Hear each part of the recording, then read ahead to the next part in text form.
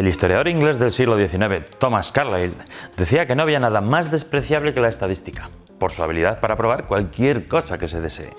La estadística es, posiblemente, la rama más vapuleada de las matemáticas, seguramente porque, como se dice a veces, es la más inexacta de entre las ciencias exactas. Pero, como dijo uno de los estadísticos más importantes del siglo pasado, John Takei, es mejor tener una respuesta aproximada a una pregunta correcta que una respuesta exacta a la pregunta equivocada. Vivimos rodeados de datos y de la ciencia que trata de domesticarlos. Es prácticamente imposible ver las noticias sin que aparezcan varios gráficos pretendiendo que, de un vistazo, sepamos cómo está la situación en tal o cual asunto. Así que hoy hablamos de las mates que interpretan datos.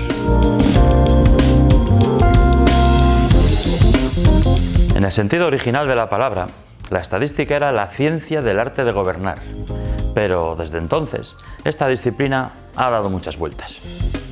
Os quiero enseñar un par de famosos ejemplos de sus orígenes.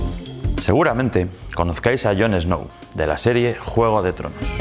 Pues bien, desde el punto de vista científico, existió un Jon Snow mucho más interesante.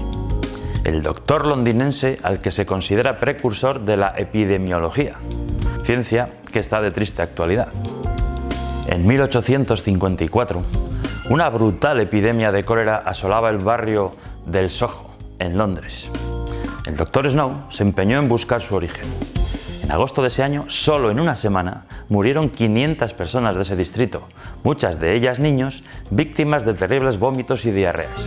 Más de las 3/4 partes de la población abandonó sus casas para escapar de los vapores insanos que se creía que eran la causa por la que se propagaba esta terrible enfermedad. El doctor Snow ya opinaba 5 años antes que el cólera no se transmitía por el aire, sino por el agua. Pero la comunidad médica no prestó atención a sus argumentos, ya que era una impresión, no tenía prueba alguna.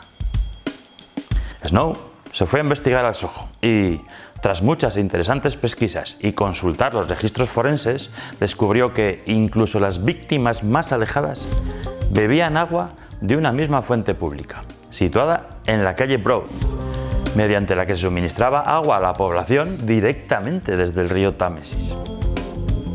Después, tuvo una idea tan revolucionaria que ahora, con lo acostumbrados que estamos a las gráficas, es difícil que nos hagamos a la idea.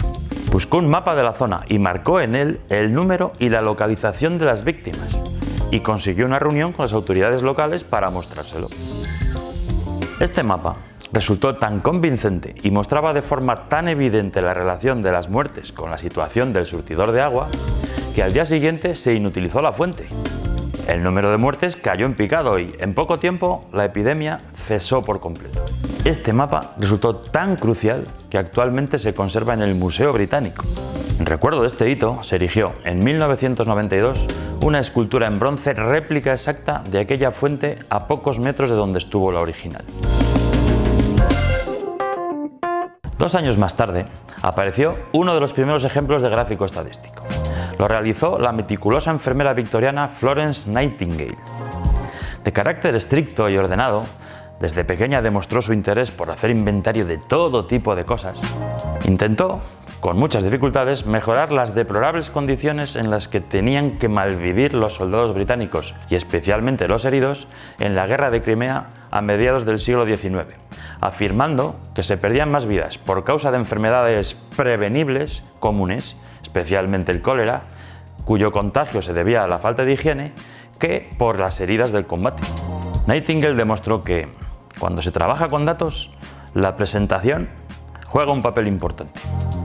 Tras intentar en varias ocasiones llamar la atención de las autoridades sobre este asunto sin ningún éxito, solicitó la ayuda de un estadístico conocido, con el que recopiló datos y, en lugar de presentar listas o tablas como de costumbre, representó los números de muertes de una manera para entonces revolucionaria. Elaboró un diagrama circular en el que hacía un seguimiento de las muertes de soldados por mes, con el objetivo, según sus palabras, de provocar a través de la vista lo que no transmitimos al público con palabras, que parecen estar a prueba de oídos. Las causas de sus muertes se distinguían gracias a un código de 3 colores, y las áreas de los sectores eran proporcionales al número de muertos de cada mes. Su diagrama de la rosa acabó mostrando, además, la gran caída que se logró en el número de muertes tras la labor de la comisión sanitaria que se acabó creando. Su diagrama era tan fácil de entender que se publicó en gran cantidad de medios y la gente, autoridades incluidas, comprendió lo urgente que era mejorar las condiciones sanitarias de los soldados. De vuelta a nuestra época, en nuestro país existe el Instituto Nacional de Estadística, el INE, cuya misión es elaborar las estadísticas más interesantes que pueda imaginarse, no solo demográficas, de censos, etc.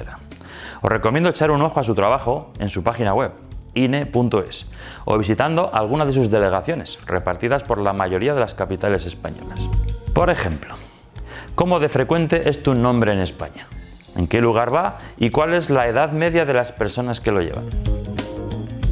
Os invito a buscar las estadísticas de nuestro país que más os interesen y saquéis vuestras propias conclusiones. Pero tened cuidado con las interpretaciones de las estadísticas.